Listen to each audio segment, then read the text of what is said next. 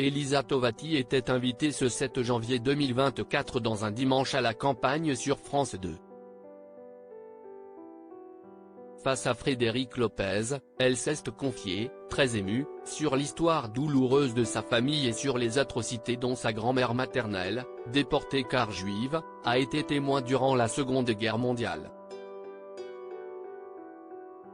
Frédéric Lopez était de retour ce 7 janvier 2024 sur France 2 pour un dimanche à la campagne. Pour l'occasion, ce sont, à nouveau 3 personnalités qui ont été invitées à passer un moment suspendu dans un décor champêtre et paisible. Ce dimanche, le journaliste recevait donc Ahmed Silla, Marie-Claude Pietragala ainsi qu'Elisa Tovati pour évoquer leur parcours respectif et les événements, parfois douloureux, qui ont marqué leur vie.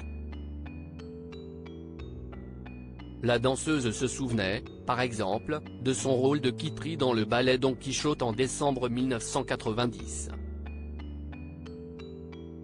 Quand on te donne une chance, tu te dis qu'il ne faut pas la louper, débutait-elle.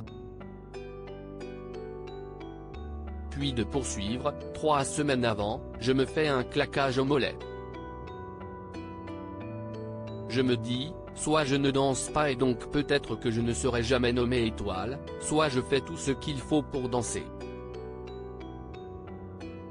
Elle parvient à tourner les 32 fois sur la même jambe et donc sur son mollet.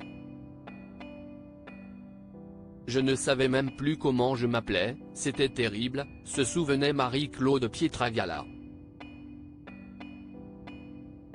Ses efforts ont finalement payé comme elle le confiait, Patrick Dupont, note de la rédaction, voit entrer en scène avec le grand directeur de l'opéra et qui annonce la nomination.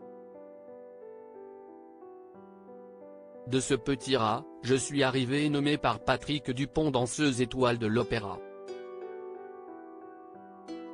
Elisa Tovati, quant à elle, s'est remémoré un bien triste souvenir, celui de l'histoire de sa famille. L'actrice et chanteuse racontait avoir eu très tôt une forte pression sur les épaules. Alors qu'elle n'est pas l'aînée de la famille, elle se retrouve quand même dans le rôle de la grande sœur, dans celui de la confidente, celle à qui l'on dit tout mais qui ne dit rien.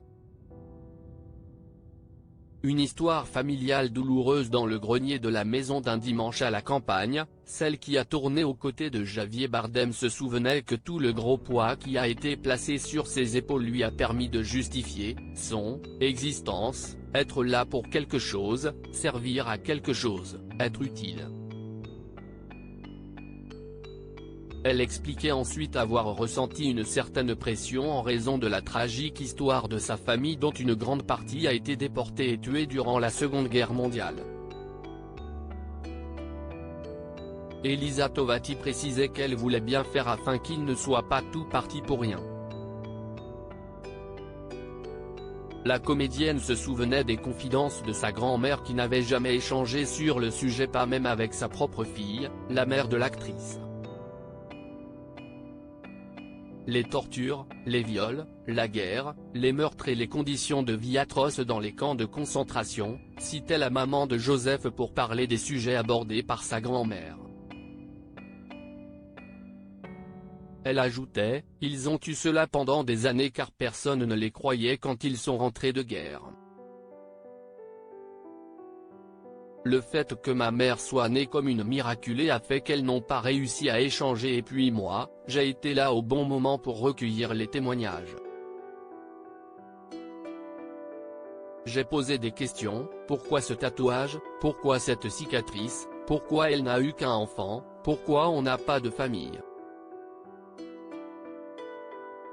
justifiait l'actrice concernant le fait qu'elle n'était qu'une petite fille quand sa grand-mère lui a raconté les atrocités vécues. Elle concluait en regrettant le fait que certains humains soient des bêtes.